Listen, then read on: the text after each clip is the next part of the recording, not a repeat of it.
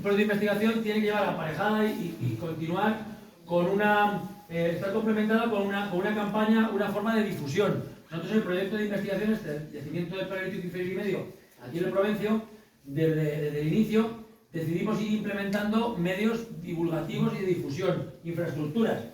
Cuando nosotros diseñamos algo, ideas para vuestros pueblos, porque todos tenéis pueblos, sois gente inquieta, y hoy vamos a hacer una exposición a que todos lo habéis pensado.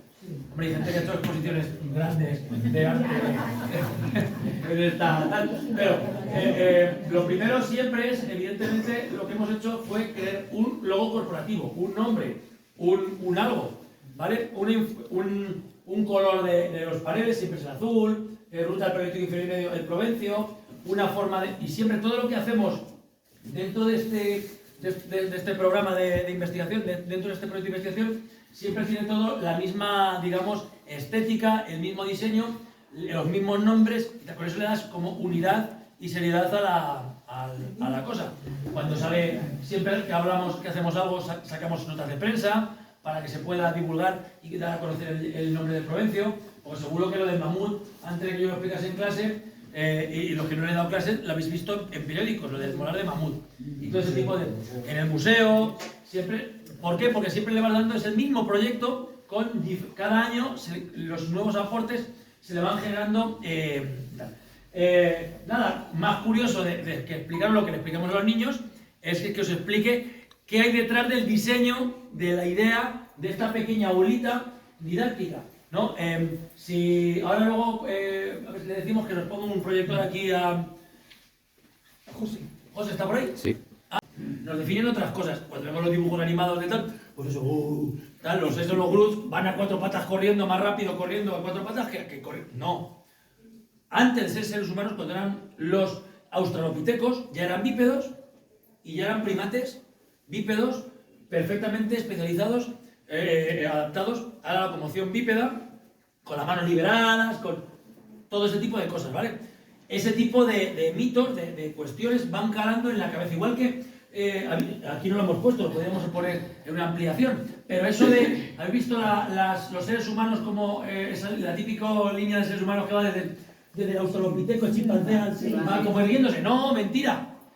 En nuestra línea evolutiva, cuando no éramos aún humanos, género homo, ya estábamos bípedos, veníamos siendo bípedos. Y no es solamente una línea evolutiva que vaya australopiteco, hay muchas líneas, un árbol, unas ramas. Hay que entender que el Homo antecesor o el Homo habilis de aquí de la península ibérica o el Homo heidelbergensis no son nuestros antecesores. Que nosotros no venimos de línea directa del Neandertal. Ahora sabemos que el ser humano, el Homo sapiens, que se genera en África, del Homo habilis que estaba en África, se mezcla con los neandertales, pero digamos que confluye con una línea evolutiva que ya venía. Es una rama, más que un árbol, es como una red de relaciones entre especies humanas, ¿vale? Ese tipo de cosas son las que hay que quitar. ¿A quién tenemos aquí en el Provencio? Y obviamente el contenido tal. Sabemos que las pruebas que hemos hecho de datar el fondo de la cantera, ahora llevamos a la cantera, el fondo donde empieza a haber instrumentos de piedra, tiene unos 840.000 años. Entonces, hay que ver qué seres humanos había en la península ibérica en ese momento. Tenemos al Homo antecesor, el que está definido en la muestra, que es entre 900.000 y 700.000 años, pues bueno, 846.000, el primer ser humano que hizo esas primeras herramientas allí en el Provencio, por lo menos que tengamos constancia, porque habría población desde hace 1,6 millones de años. Es el Homo antecesor. Luego vino el Homo heidelbergensis, que hacía bifaces, por ejemplo, ¿no? De los bifaces que tenemos. Y luego los neandertales, 200.000 a 30.000 años, existió aquí. En el Provencio no, en el Provencio, el final de los neandertales, que también lo tenemos datado, es en el 41.000, ¿vale? 10.000 años antes que, por ejemplo, en Gibraltar, desaparecen aquí los neandertales, ¿ok? Bien, ¿qué es el Provencio? Los yacimientos del Provencio. No hay que entender como una cueva o como un solo yacimiento, como quien ve una villa romana. Ahora lo veremos. Os llevo diciendo desde que hemos llegado al Provencio que el yacimiento estéis encima, ahora mismo estáis encima. Es todo el término municipal. Este es el pueblo, si lo veis aquí, es el pueblo. Vamos a poner. Bien. Vamos a utilizar esto. Claro. Es todo el pueblo, todo el término municipal. ¿Veis? Este es el río Záncara. Y este es el río Rus. Aquí veis parcelitas, ¿no? Y entre las parcelas cuando habéis venido con el autobús, habéis visto como areneros y canteras. El Záncara arrastraba hace 1,5 millones de años, por ejemplo, 1,4, 1 millón de años, arrastraba gravas y arenas, ¿no? Era un río muy amplio que, como no tenía montañas, se iba, digamos, distribuyendo por todo el llano este del Provencio. Iba dejando gravas y arenas por toda la zona. Entonces, en esos sitios había vegetación, había agua, había sílex natural, cuarcita, y los seres humanos iban a coger ese sílex, a cazar, a descuartizar animales, a recolectar y a procesar esas plantas con herramientas, etc. Y utilizaban las herramientas y las tiraban. Aquí, si vemos, ahora lo veréis, para enseñar a los niños lo que es, cómo se encuentran los instrumentos en superficie, pues le hemos hecho un arenero, gravas y arenas, estos son gravas y arenas, y a intervalos, pues, a ver, cójame ustedes la lanza con el palo de San José. Lo que les hemos puesto, para que lo entiendan bien, estas son ideas para que vosotros, lo mismo, ¿veis? Sílex, esto es lo que encuentras. Encuentras, cuando vas prospectando, ciertas piezas, instrumentos de piedra, así, mezclados entre gravillas y entre, ¿veis? Otro instrumento aquí, otro instrumento aquí, ¿no? Para que, o sea, es como lo que hacemos es prospectar. Ahora lo haremos de todas formas en el campo, ¿vale? Para que veáis. ¿En qué lo notas? ¿En que están pulidos? Ahora lo explico en el campo, pero un poco sí, ¿no? Bueno, que es material diferente, que es cuarcita, que tienen, más que estar pulidos, no, ellos no pulen. El instrumento de piedra del Paleolítico inferior y medio no es la roca pulida, es la roca, es con percusión. Las lascas y herramientas talladas. Para cortar, sí, para perforar, para muchas cosas, claro, sí, son cuchillos de piedra. Bien, claro, esto, lo que nos encontramos en el campo es esto. ¿Por qué hemos hecho esta lanza? Además de para hacer la gracieta esta que estamos haciendo ahora aquí. Porque, fijaos, lo que os decía en clase, lo que es una herramienta, una punta, le evaluad de los neandertales de hace 75.000 años, por ejemplo, ¿para qué sirve? Una punta es un triángulo de piedra, ¿no? Y como herramienta en sí sola no vale. La herramienta no es solamente lo que nos encontramos, es todo esto, fijaos. ¿Veis? Todo esto de grande. Lo que se conserva solo es esto. ¿Os acordáis cómo en Carrascosa del Campo, en el pino, habíamos encontrado, al hacerle con el microscopio las huellas de uso a los instrumentos, habíamos visto que habían sido utilizados para procesar madera, algunos, ¿no? ¿Para qué sirve procesar madera? Para quitarle las ramas, los nudos al palo, para generar este elemento recto, para hacerle engarce y meter aquí la pieza, y luego, ¿cómo se ata la pieza al sitio? También había otra cosa importante. Hay veces que nos encontramos en los instrumentos de piedra, los cuchillos, que nos encontramos huellas de uso de haber cortado hierbas. Claro, están recolectando. No dirían, ¿no? Están recolectando. Pero recolectando hierba o recolectando grano, o lo que están haciendo es hacer textiles. ¿Me entendéis? O cortar textiles, no lo sabemos. Si tú cortas paja o esparto, no sabes si es porque la has utilizado para una cosa o para la otra. Entonces, suelen hacer la reproducción. Esta reproducción la hemos hecho, la he hecho yo. ¿Eran ya sedentarios? Sí, no, esta gente no son sedentarias, esta gente son todos nómadas. Estamos hablando de seres humanos extintos, desde hace 856 millones a 30.000. Hasta 30.000 no llegan. Estamos hablando de gente extinta, ¿vale? Gente que ha desaparecido, son cazadores recolectores. Los únicos seres humanos, tipos de humanos que hemos sido sedentarios, hemos sido Homo sapiens, nosotros, que somos cazadores recolectores desde hace 300.000 años y sedentarios productores desde hace 10.000. O sea, es mucho más la historia evolutiva que tenemos como cazadores recolectores, hasta incluso nosotros como especie humana, que la de productores, ¿me entendéis? Bien, pues el tema es que nos suelen hacer estas reproducciones con tendones, pero ¿por qué no hacerlo con cuerda? Me explico, con cuerda hilada. Entonces, esto es un poco la explicación de para qué sirve esto. Es que vean los niños lo que nos queda, pero lo que realmente debió ser, ¿vale? Lo que no quedan pruebas, digamos, bueno, no quedan pruebas quedan.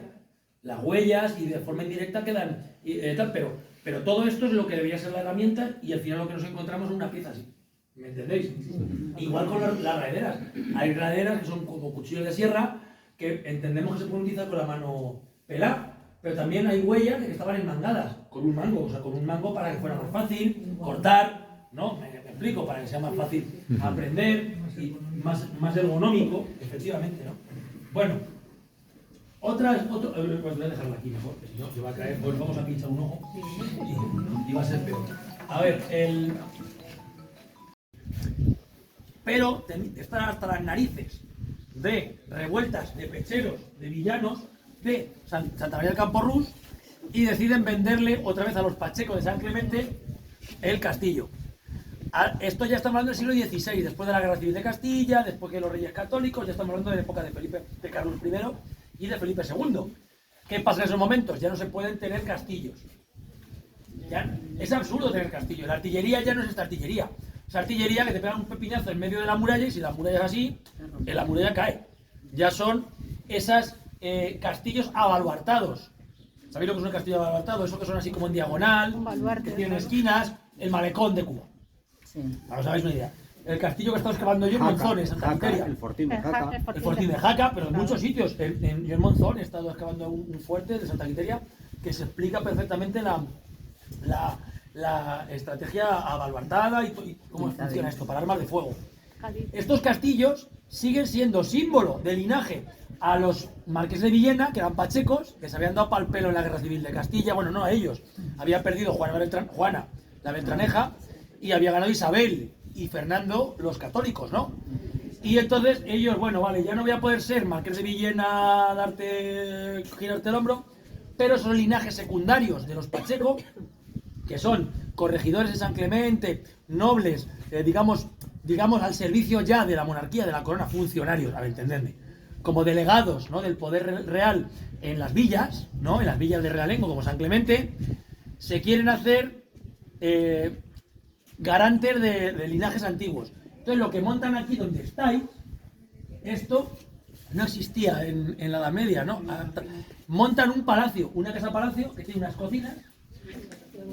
Ahora subiremos a las habitaciones nobles, que están allá arriba, y dentro, y le abren ventanas y puertas al castillo y lo convierten en un palacio. ¿Vale? ¿Me entendéis por dónde voy la cosa? Pero es un palacio dentro de un castillo, que queda mucho más rancio. Ahora veremos la Torre de San Clemente, que es otra vuelta de tuerca diferente, ¿vale? Porque es una cosa que es un palacio que parece un castillo, que es diferente. Esto era un castillo y le meten dentro un palacio. Y la Torre Vieja de San Clemente es un palacio que parece un castillo. La diferencia es bastante, pero al final es que ya los castillos medievales ya no tienen significado efectivo. Esto sí. El señor, los Pacheco que vuelven a tener la heredad, el señorío de Santiago de la Torre, y sigue habiendo otros señores de Santiago de la Torre, ya pachecos. Hasta que llegan las desamortizaciones y el proceso de extinción de señoríos. El proceso de desamortizador es el hacia la Iglesia y también de los señoríos. A partir de las Cortes de Cádiz, de la Constitución, ya se empieza a dar la primera vuelta para que se extingan los señoríos. Señorío, no que el título nobiliario, la duquesa de Alba o el duque de Alba o no sé qué, o sea, sigue habiendo títulos nobiliarios, pero ya no tienes derechos sobre vasallos, ni territoriales, etcétera. No tienes privilegios, ¿no? Digamos. Un mayorazgo, los que conozcáis un poco de jurisprudencia, no se podía dividir. O sea, este castillo, la aldea de Santiago de la Torre, la aldea del Robledillo, Santa María del Campo Rus, a no ser que alguien fundase o refundase un mayorazgo o tal, hubiese ahí unas solicitudes, no se podía dividir, el castillo no se podía dividir. Aquí ahora tenemos muchas propiedades. ¿A partir de cuándo se empiezan a dividir?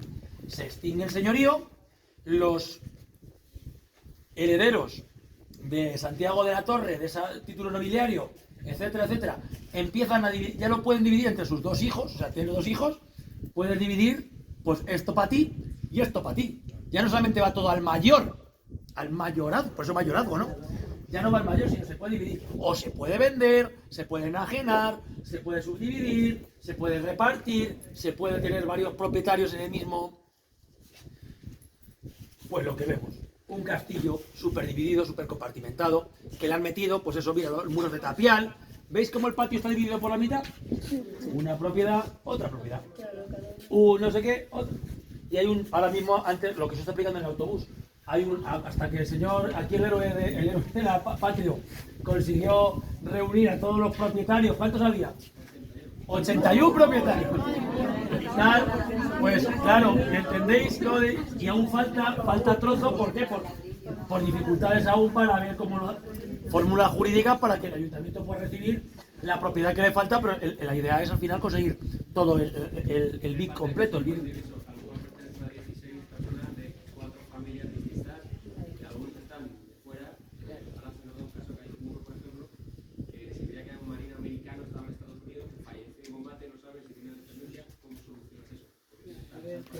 Es que todo es complicado, ¿vale? Entonces, eso es el tema. Entonces, lo que hemos estudiado nosotros, luego hay muchos palomares. Yo vi todas las torres se convierten en palomares, todas las partes de los palomares. En el siglo XIX hay una pichonería por aquí por la Mancha. Bueno, que verdad, ¿eh? Oye, era un dineral la producción aquí en carne de pichón. Un dineral brutal en huevos, en todo, o sea, que es que tenías todos los árboles, todas las torres, con 100, la propia torre de homenaje, no nos podemos meter dentro porque nos pegamos un castañazo, o se nos puede caer algo de tal, la propia torre de homenaje entera, de alto con bajo, está llena de nidales, de columbarios, iba a decir cientos, de miles de pichones, de caben ahí, o sea, un dineral, es un dineral, igual que veis por ahí cualquier finca o cualidad, siempre tienen palomares.